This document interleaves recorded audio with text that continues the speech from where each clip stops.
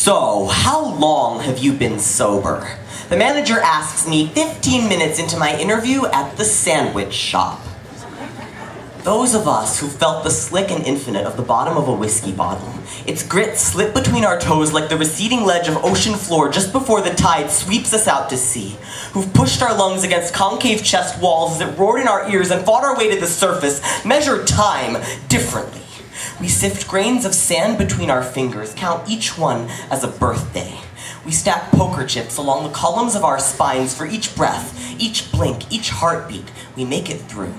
Once you've accordioned your body into the bones of a folding chair in the belly of some church, in a circle of strangers, nothing in common but your sickness, the detox rhythm section playing percussion on the backside of your skull, 2 days sobriety tucked into your back pocket like a prayer, you learn to celebrate the small victories.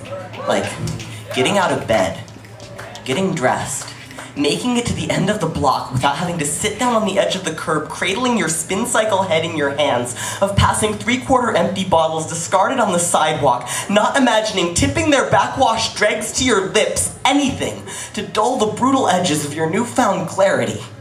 Even imagining it, but not doing it. Unless you've been there, you can't know how when they say just getting to that meeting is the hardest part, you don't realize they mean physically. Recovery is not a destination. It's not even a journey, because the word journey implies going somewhere, and recovery is about standing still, about building anchors instead of fire escapes, drinking in all the ache and throb and spin and sway of your life undistilled. After 4 months spent building my anchor from the salt of cold sweats, all those nights sharing a bed with all my demons, you sit across the scarred Formica tabletop of the dining booth playing the role of your office, narrow your eyes at me like 4 months is not an anchor, but a shaky trestle bridge you don't want collapsing on your watch. Where I've just come from, 4 months is a lifetime.